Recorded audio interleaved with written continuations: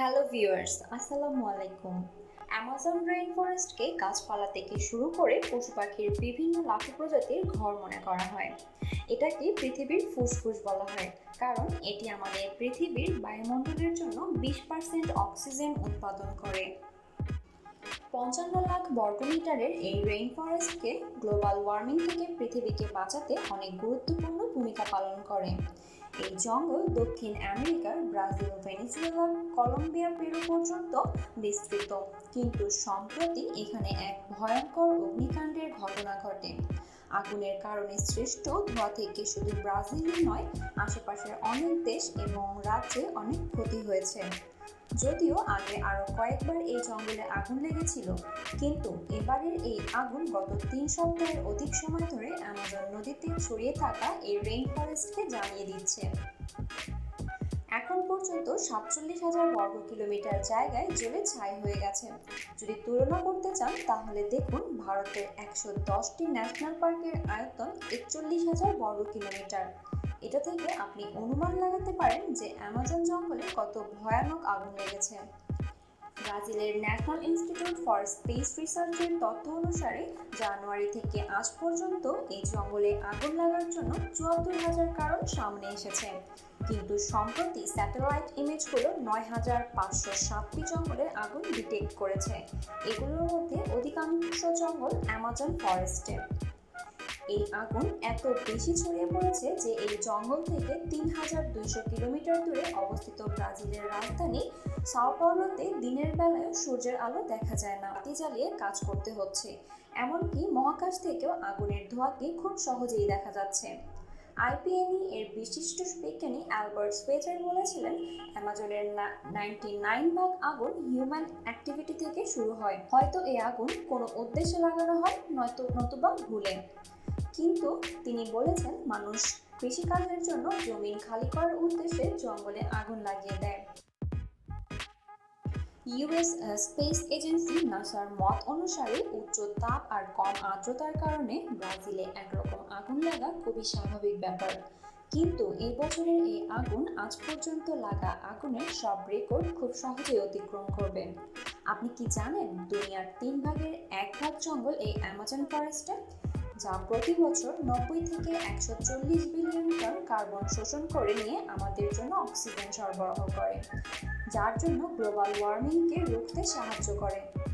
এখানে গাছপালার 30,000 প্রজাতি পাওয়া যায়, 2500 ধরনের মাছ, 1500 রকমের পাখি, 500 রকমের স্তন্যপায়ী, 550 রকমের সরীসৃপ জীব এবং বিভিন্ন প্রকারের প্রায় 25 লাখ কীট পাওয়া যায়। সম্প্রতি 20 বছরের মধ্যে 2200 উদ্ভিদ আর জীবের খোঁজ মিলেছে। 6,900 কিলোমিটার দীর্ঘ প্রবাহিত আমাজন নদী পৃথিবীর দ্বিতীয় বৃহত্তম নদী। দুনিয়ায় 20% পানিও এখান থেকে পাওয়া যায়। 410 ধরনের আদিবাসী জাতি এখানে বসবাস করে আসছে প্রায় 11,000 বছর ধরে। এসব তথ্য থেকে আপনি অনুমান লাগাতে পারেন যে অ্যামাজন ফরেস্ট আমাদের জন্য কতটা গুরুত্বপূর্ণ। কিন্তু কি হবে যদি পুরো অ্যামাজন ফরেস্ট পুরোপুরি জ্বলে যায় তাহলে? আর তারপর এর ফলাফলস্বরূপ আমাদের জীবনে কী ধরনের প্রভাব পড়তে পারে? যদি অ্যামাজন ফরেস্ট পুরোপুরি জ্বলে যায় তাহলে এইসব আদিবাসী জাতিদেরকে তাদের ঘর ছেড়ে আসতে হবে, আর অনেক জীব জ্বলে মারা যাবে। ওয়ার্ল্ড ওয়াইল্ড লাইফ ফান্ড এর তথ্য অনুসারে যদি অ্যামাজন ফরেস্টে এমন অবস্থায় পৌঁছে যায় যে তাকে পুনরায় আগের অবস্থায় ফিরিয়ে নেওয়া যাবে না, তাহলে পুরো অ্যামাজন ফরেস্ট শুকিয়ে যাবে আর অক্সিজেন উৎপন্ন করার পরিবর্তে কার্বন ডাইঅক্সাইড উৎপন্ন করা শুরু করবে, যার ফলে জলবায়ুর পরিবর্তনের গতি অনেক বেড়ে যাবে। 2012 সালে সায়েন্টিফিক আমেরিকান ওয়েবসাইটের এক রিপোর্ট অনুসারে যদি অ্যামাজন ফরেস্টের গাছ কাটার পরিমাণ যদি বেড়ে যায় অথবা আগুন লেগে যায়, তাহলে দক্ষিণ ব্রাজিলের কিছু অংশে বৃষ্টিপাত চিরকালের জন্য বন্ধ হয়ে যাবে। এর ফলে পানীয় জলের অভাব দেখা দেবে, কৃষকদের জন্য চাষবাস করা অনেক কঠিন হয়ে যাবে। কিন্তু সমস্যা হলো, ফসল উৎপাদন করার জন্য এই কৃষকই অ্যামাজন ফরেস্টের কিছু ছোট ছোট অংশে আগুন লাগিয়ে দেয়। কিন্তু বাস্তবতা হলো, অধিকাংশ লোক এসব ব্যাপারে কোনো পরোয়াই করে না। তার উপর এটাও মনে হয় যে 90 ভাগ রোগের অসুখের চিকিৎসা এই জঙ্গল থেকে প্রাপ্ত উদ্ভিদের সাহায্যে করা হয়। যেগুলোর মধ্যে 20% ঔষধ এই রেইন ফরেস্ট থেকে পাওয়া যায়, যেগুলোর মধ্যে গাছপালা, ফুল আর বিভিন্ন রকমের সাপের বিষও রয়েছে, যেগুলো ক্যান্সারের মতো অসুখের জন্য ব্যবহার করা হয়ে থাকে। কিন্তু এখন পর্যন্ত শুধুমাত্র 5 ভাগ গাছের উপর গবেষণা করা হয়েছে। এরপর থেকে আমরা চিন্তা করতে পারি না যে না জানি কত অসুখের চিকিৎসা এই জঙ্গলে লুকিয়ে আছে। কিন্তু এই জঙ্গলের আগুনকে খুব স্বাভাবিকভাবে নেওয়া হয়। আর অ্যামাজন ফরেস্টে এই ধরনের আগুনকে ছড়িয়ে পড়া থেকে রক্ষা করে আজ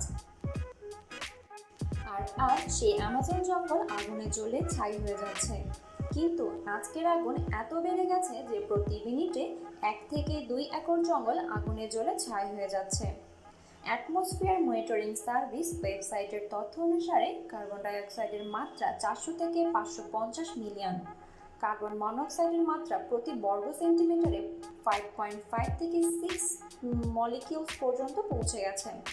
আর অন্যদিকে সালফার, অ্যারোসল, ফর্মালডিহাইডের মাত্রাও এখানে অনেক বেশি, যার কারণে এই আগুন অনেক দ্রুতই ছড়িয়ে পড়ছে। কিন্তু দুঃখের বিষয়, প্রায় 2 সপ্তাহ ধরে এই আগুনের খবর কোনো মিডিয়ায় প্রকাশ পায়নি। আর এখনও মিডিয়ার পক্ষ থেকে এই আগুনের উপর খুব বেশি প্রতিবেদন প্রকাশিত হচ্ছে না। এটা আমাজনে বসবাসরত লোকদের সাথে এই পৃথিবীতে বসবাসরত প্রত্যেক ব্যক্তির জন্য অনেক বড় একটা বিষয়। পাশাপাশি অনেক নন প্রফিট অর্গানাইজেশন যেমন Amazon watch, rain forest action network অথবা ওয়ার্ল্ড ওয়াইল্ড লাইফ ফান্ড, যারা এই জঙ্গলের আগুনকে নেভানোর জন্য একত্রিত হয়েছে। কিন্তু ব্রাজিল সরকার এই আগুন নেভানোর জন্য কোনো বড় পদক্ষেপ এখনো পর্যন্ত নেয়নি। যদি আমরা অ্যামাজন রেইন ফরেস্টকে পুড়ে যাওয়া থেকে বাঁচানোর জন্য কিছুই করতে না পারি, তাহলে climate change process slow down করার জন্য কোনো পদক্ষেপ তো নিতেই পারি। যেমন বেশি বেশি করে গাছ লাগানো, প্লাস্টিকের ব্যবহার কমিয়ে দেওয়া অথবা একেবারেই না করা, এনার্জিকে সংরক্ষণ করা। আমাদেরকে একতাবদ্ধ হতে হবে যাতে আমরা সোশ্যাল মিডিয়ার মাধ্যমে ব্রাজিল সরকারকে একটি বার্তা দিতে পারি।